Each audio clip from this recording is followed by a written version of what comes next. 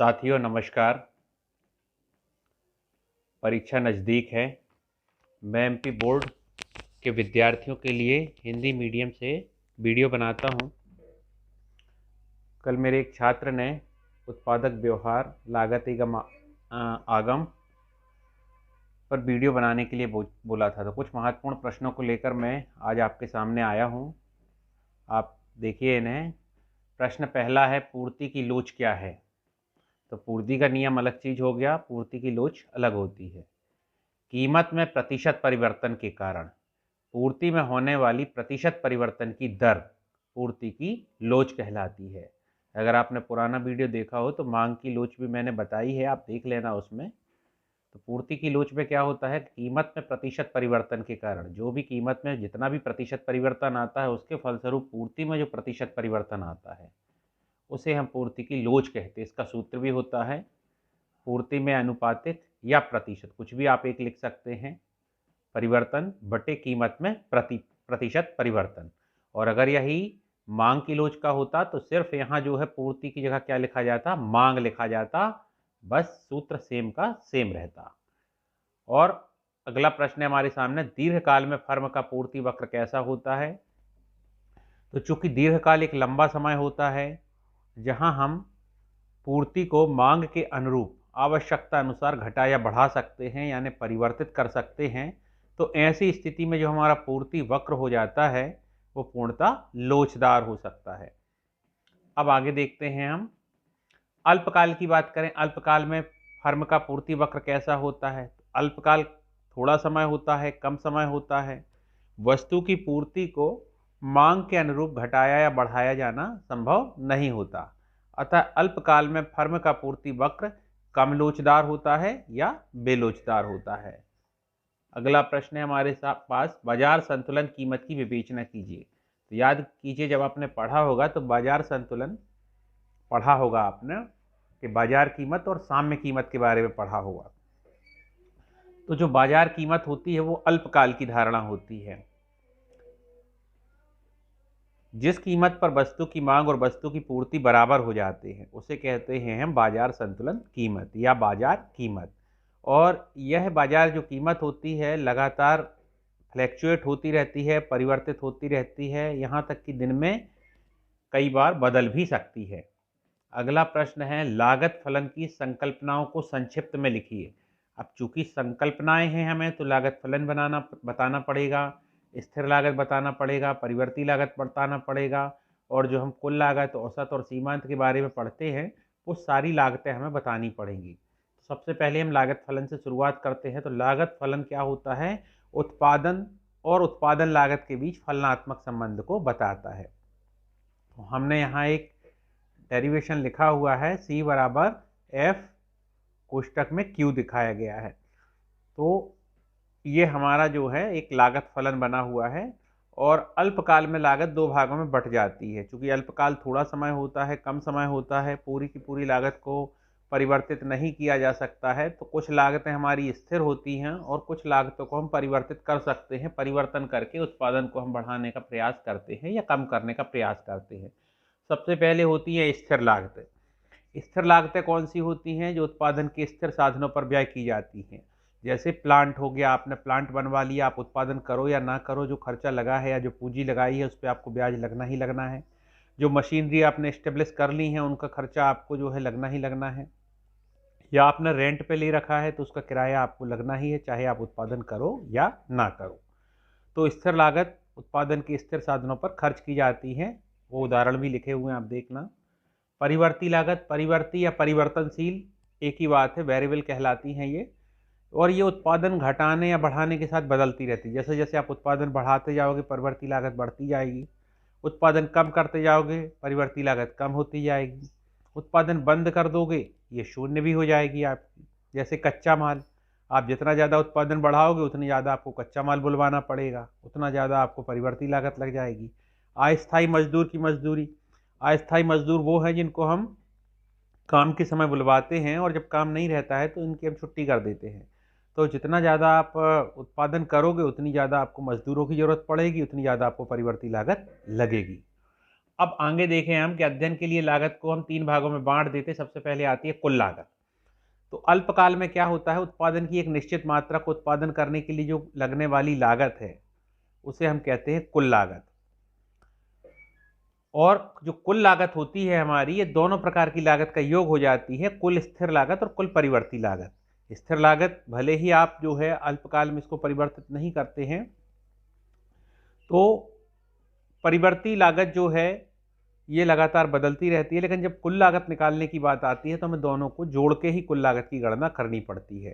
तो TFC total fixed cost है हमारी, कुल स्थिर लागत, plus TVC total variable cost है, कुल परिवर्ती लागत, और इन दोनों को मिला दिया तो टोटल कॉस्ट TC यानी हमारी कुल लागत आ जाती है। औसत लागत मैंने और वीडियो में बता रखा है कि औसत को हम प्रति इकाई भी बोलते हैं। अब हम इसे प्रति इकाई लागत भी कह सकते हैं। और दूसरा जो हमारा सूत्र होता है उसी को हम शब्दों के रूप में लिख सकते हैं कि उत्पादन की कुल लागत में उत्पादन की अगर मात्रा से भाग दिया जाए तब हमें औसत लागत की प्राप्ति होती है। तो AC यानी एवरेज कॉस्ट हो गया, टोटल आप देखें इसमें बराबर करके तो TC टोटल कॉस्ट अपॉन क्या हो जाएगा, Q हो जाएगा, तो कुल लागत बटे मात्रा हो जाएगी। सीमांत लागत, तो उत्पादन की एक अतिरिक्त इकाई उत्पादन करने में लगने वाली लागत क्या कहलाती है, सीमांत लागत कहलाती है।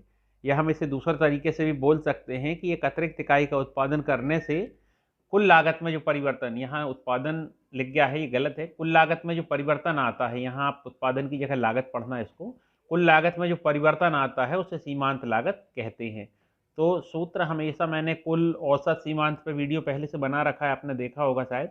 तो MC marginal cost equal to है delta TC upon delta Q। Delta जो है परिवर्तन का सूचक है, ये टोटल कॉस्ट में परिवर्तन को बता रहा है, और अपॉन है आपकी उत्पादन की मात्रा में परिवर्तन को बताता है ये। तो इस तरीके से सूत्र हमें याद रखना है। MC का सूत्र क्या होता है यहाँ निकालने का, मार्जिनल कॉस्ट निकालने का। अगला प्रश्न है हमारा, लागत वक्र U आकार के क्यों होते हैं। तो अल्पकाल में आप देखें कि ज़्यादातर जो लागत वक्र हैं वो U आकार के ही होते हैं, और इनके पीछे कुछ कारण होते हैं, उन पर हम चर्चा करते हैं। सबसे पहले तकनीकी बचतों की बात करते हैं कि जब आप शुरुआत में उत्पादन करते हैं, जैसे जैसे उत्पादन बढ़ाते हैं तो तकनीक में सुधार आता जाता है। तकनीक में सुधार आने से क्या होता है कि जो हमारी प्रति इकाई लागत है वो कम होती जाती है, यानी जितने समय में पहले जितनी वस्तु का उत्पादन हो रहा था, अब तकनीक में सुधार होने से क्या हो रहा है कि उतने ही समय में ज़्यादा वस्तुएं बन रही हैं, तो प्रति इकाई जो लागत है आपकी वो कम होती जाती है। और जब लागत कम होती जाएगी आपकी तो बचत बढ़ती जाएगी आपकी। तो ऐसी स्थिति में जो लागत कम होने के कारण लागत वक्र है हमारा U, वो लगातार नीचे की ओर आता हुआ होता है। अब देखिए आप, U मतलब होता है पहले नीचे गिरना चाहिए, उसको न्यूनतम बिंदु पे आएगा और उसके बाद बढ़ना शुरू कर देगा। तो हम यही बताने का प्रयास कर रहे हैं कि शुरुआती अवस्था में लागत वक्र नीचे क्यों गिर रहा है, फिर इसके बाद वो आगे बढ़ना शुरू करता है। अगला है श्रम संबंधी बचतें।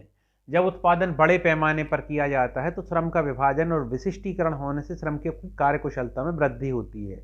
बड़ी बड़ी फर्में क्या करती हैं कि हर फील्ड के वर्कर को अलग अलग भर्ती करती हैं। जो व्यक्ति जिस काम में निपुण होता है उसको वही काम दिया जाता है जिससे वो अपना काम ज़्यादा अच्छे से कर सके।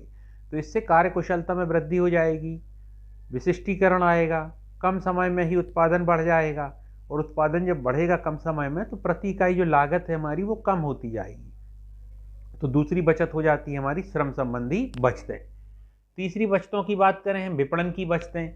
जब कोई फर्म अपने उत्पादन को बढ़ाती है तो विक्रय लागत, जैसे विज्ञापन करना, प्रचार करना। अब आप बताइए, न्यूज़पेपर में विज्ञापन देना है, आप वस्तु कम बेचो या ज़्यादा बेचो, जो न्यूज़पेपर के विज्ञापन का खर्च है या टीवी में ऐड कराने का खर्च है वो तो उतना ही आपको लगना है। उत्पादन बढ़ाने से इस विज्ञापन के खर्च पर ज़्यादा प्रभाव नहीं पड़ता है।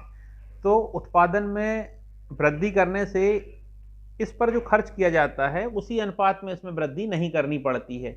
इसका मतलब यह है जो हमारी विपणन की जो बचतें हैं वो शुरू हो जाती हैं, क्योंकि आप उत्पादन बढ़ा रहे हो तो प्रति इकाई विक्रय लागत आपकी कम हो जाएगी।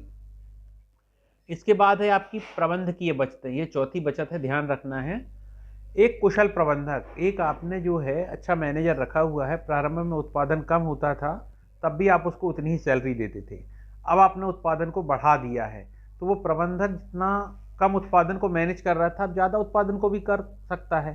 तो इसके लिए मैनेजर को कोई अतिरिक्त सैलरी देने की आवश्यकता नहीं होती है, और हमारी जो लागत है प्रति इकाई लागत वो कैसी होती जाती, कम होती जाती।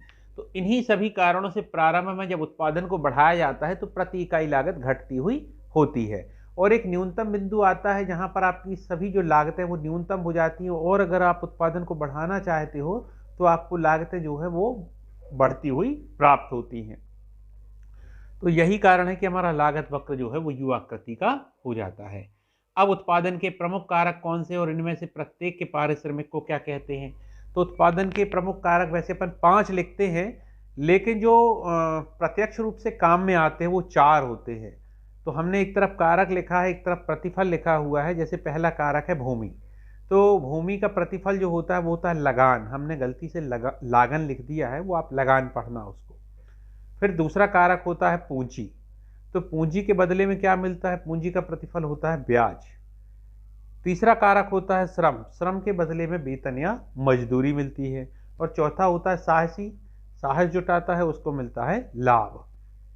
ये सारी प्रश्न श्रृंखला मैंने 2022 से 2025 के पुराने प्रश्न पत्रों से उठाई हुई है।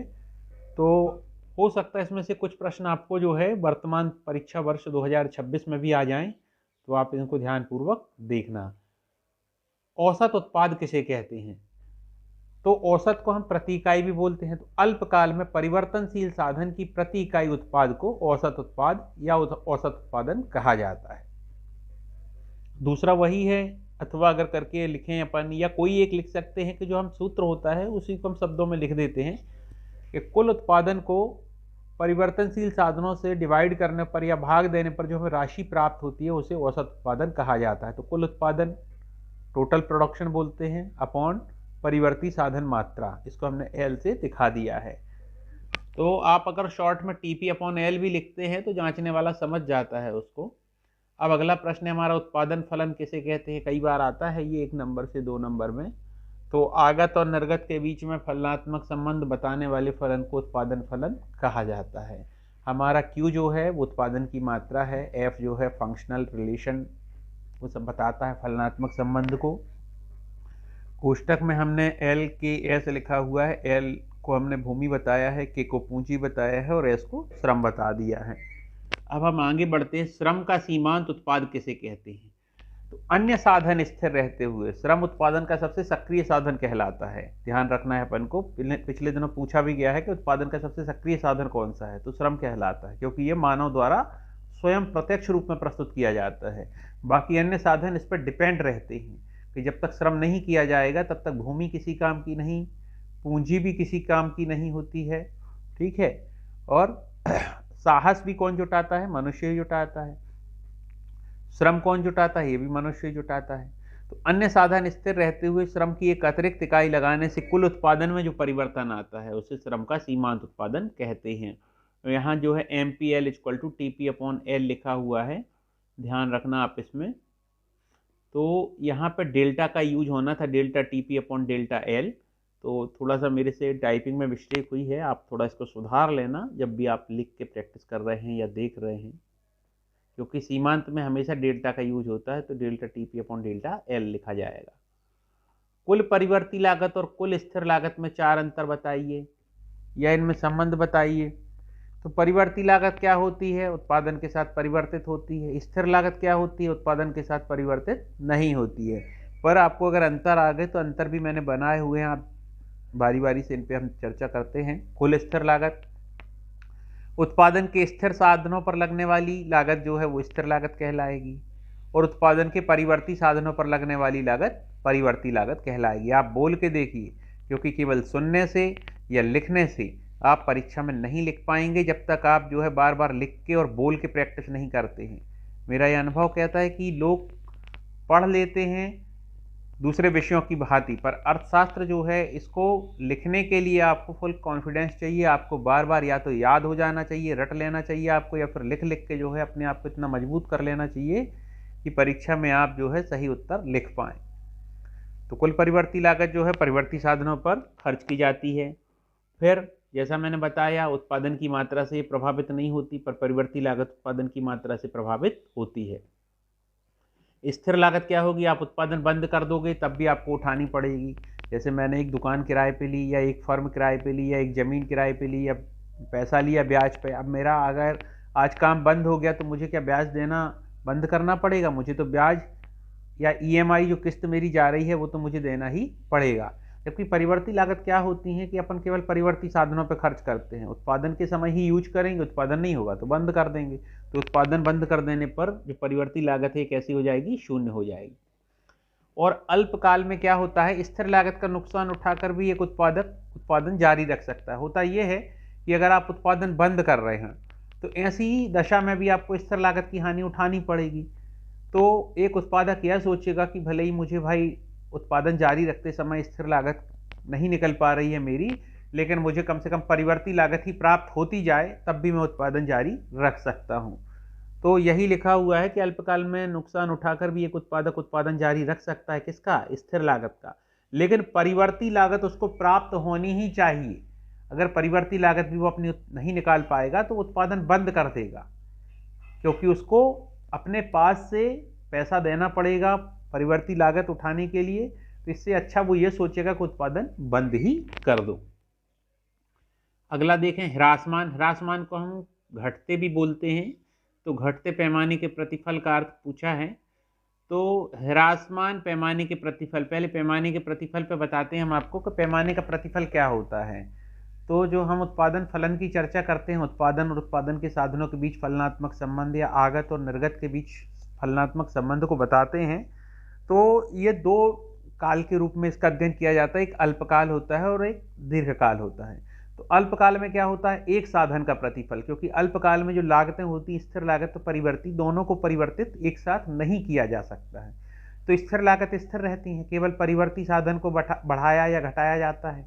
तो वहां पे जो भी उत्पादन में परिवर्तन आता है वो केवल किसके कारण आता है? परिवर्ती साधन के कारण आता है। कौन से काल में? अल्पकाल में।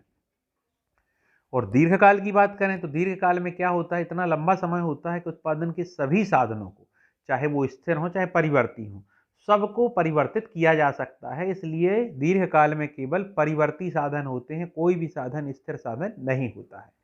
अब दीर्घकाल में जब उत्पादन के साधन को एक समान अनुपात में बढ़ाया जाता है तो शुरुआत में क्या होता है कि जो प्रतिफल मिलता है हमें वो बढ़ता हुआ मिलता है, जिसको हम वर्धमान पैमाने का प्रतिफल कहते हैं। कुछ समय बाद क्या होता है? जब उत्पादन के साधनों को आप एक समान अनुपात में फिर से बढ़ाएंगे तो जो प्रतिफल मिलेगा वो उत्पादन के साधनों को बढ़ाए गए अनुपात में ही मिलेगा। यानी 20% आपने लागत में वृद्धि करी है तो 20% उत्पादन में वृद्धि हो जाएगी आपकी। तो इसे कहते हैं हम समता प्रतिफल या समान प्रतिफल कहेंगे, समान पैमाने का प्रतिफल। तीसरा प्रतिफल आता है घटते पैमाने का प्रतिफल या ह्रासमान पैमाने का प्रतिफल।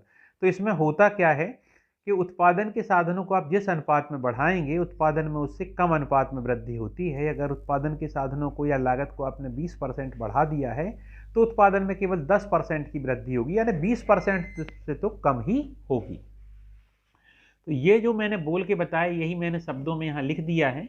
क्योंकि ये ह्रासमान पैमाने का प्रतिफल है तो उत्पादन के साधनों को जिस अनुपात में आप बढ़ाओगे उत्पादन में उससे कम वृद्धि होती है। इसे हम कहते हैं ह्रासमान पैमाने का प्रतिफल। अब अगला है संप्राप्ति। तो संप्राप्ति को हम आगम भी बोलते हैं। तो एक निश्चित समय में उत्पादन की एक निश्चित मात्रा को बेचने से एक फर्म को या उत्पादक को, कुछ भी लिखा जा सकता है, जो कुल मौद्रिक राशि प्राप्त होती है उसे कहा जाता है संप्रति। लिख गया है इसको, संप्राप्ति पढ़ना आप सुधार लेना, कहा जाता है। तो टोटल रेवेन्यू यानी कुल आय, कुल आगम, कुल संप्राप्ति एक ही बात है, इक्वल टू निकलता है पी इंटू क्यू। पी मतलब वस्तु की कीमत, प्रति इकाई कीमत, और इंटू जो है क्यू यानी जो विक्रय की मात्रा है उसको दर्शाता है।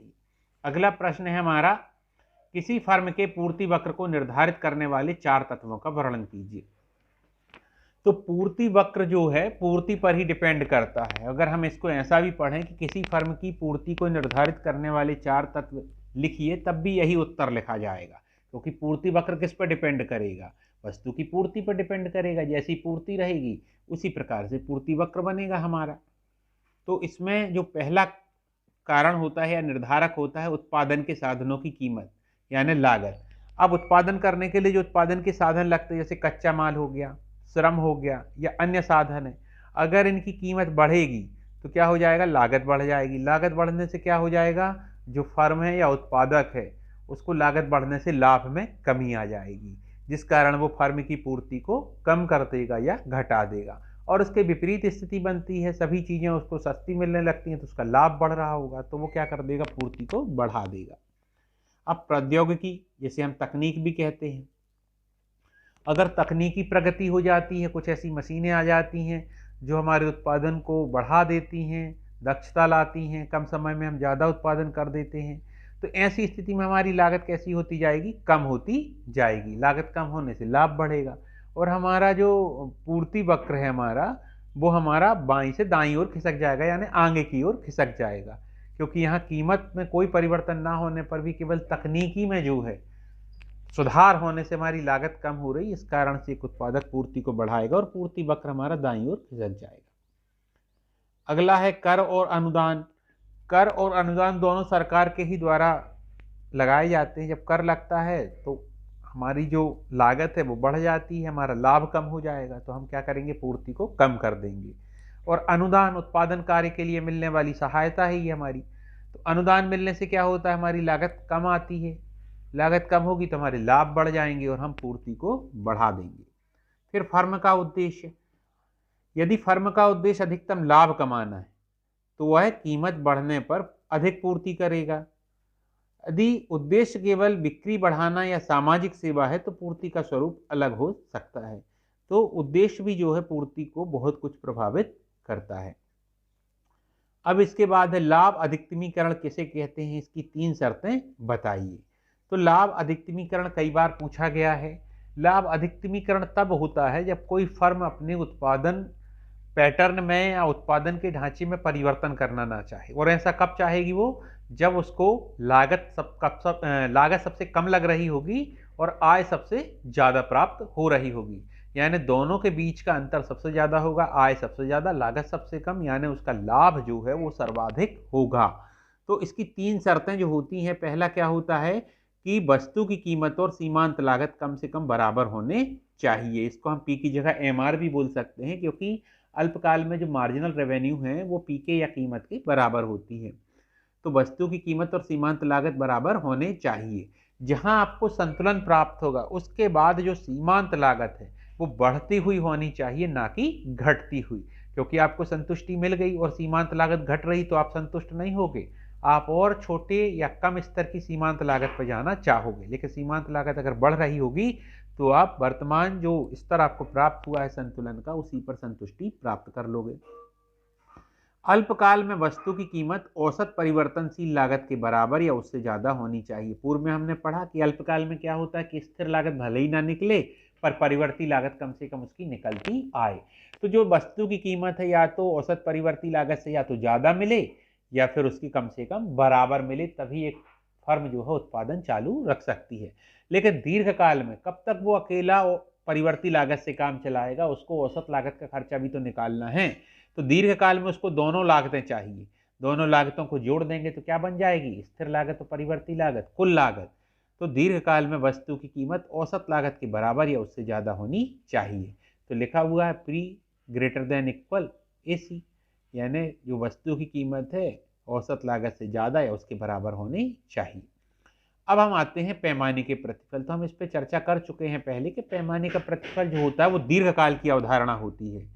दीर्घकाल में क्या होता है, उत्पादन के सभी साधनों को जब एक समान अनुपात में बढ़ाया जाता है तो इससे उत्पादन पर पड़ने वाले प्रभाव का अध्ययन पैमाने का प्रतिफल कहलाता है।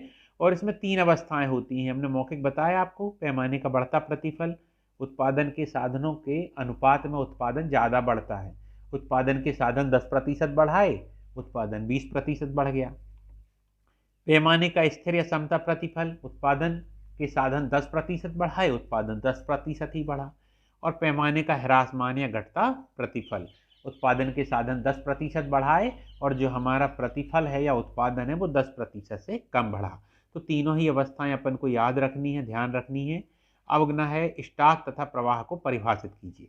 तो स्टॉक और प्रवाह आपको ध्यान रखना है, 2 नंबर में आए तो 2 नंबर के हिसाब से लिख दीजिए, 4 नंबर में आए तो 4 नंबर के हिसाब से लिख दीजिए, 1 नंबर में आए तो 1 नंबर के हिसाब से लिख दीजिए।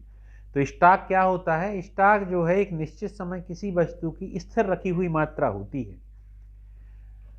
और इसे हम समय के एक निश्चित बिंदु पर मापते हैं, यानी आपने निर्धारित कर दिया, कोई डेट निर्धारित कर दी, कोई समय निर्धारित कर दिया, तो आप जो है उसी समय बिंदु पर उस मात्रा को बता रहे हैं, तो वो होगा स्टॉक। और समय की अवधि पर बताई जाने वाली मात्रा जो होती है प्रवाह, जैसे एक हफ्ते में, एक माह में, एक वर्ष में, ठीक है, एक घंटे में, तो एक घंटे की अवधि हो गई वो पूरी पूरी, तो इसे हम कहते हैं प्रवाह। अब स्टॉक मैंने बताया ये क्या होता है, स्टैटिक पोजीशन है, स्थिर अवधारणा है। और जबकि प्रवाह क्या है, गतिशील है, ये एक हफ्ते, एक माह, एक वर्ष। अब स्टॉक का कोई समय काल नहीं होता, क्योंकि समय काल किसका होता है, प्रवाह का। तो उस प्रवाह में मैंने लिख दिया इसका समय काल होता, क्योंकि अंतर करने आ गया तो हमें उसी में से अंतर ढूंढने पड़ते हैं। अब स्टॉक प्रवाह को प्रभावित करता है, जितना ज्यादा स्टॉक होगा उतना ज्यादा प्रवाह हो सकता है। और प्रवाह क्या होता है, स्टॉक को प्रभावित करता है। उदाहरण, टंकी में भरा हुआ पानी, और प्रवाह क्या है, नलों से बहता हुआ पानी। जितना ज्यादा टंकी में पानी होगा, मतलब जितना ज्यादा स्टॉक होगा, उतना ज्यादा नलों में पानी बह सकता है, यानी उतना ज्यादा प्रवाह हो सकता है। और उसी प्रकार से अगर प्रवाह ज्यादा है, जब टंकी में पानी आता है भरने के लिए, जितना ज्यादा प्रवाह होगा उतना ज्यादा स्टॉक हो जाएगा। तो इस प्रकार दोनों एक दूसरे को प्रभावित करते हैं। वीडियो थोड़ा बड़ा हो गया है, लेकिन आप समय निकाल के देखना है इसको। काफ़ी मेहनत लगती है बनाने में, पर बच्चों की इच्छा थी कि सर वीडियो बना दीजिए, तो बना दिया है। आपके देखने के लिए धन्यवाद आपका। चैनल को सब्सक्राइब कर लीजिए, और मैं प्रयास करूंगा कि आज और बना पाऊँ।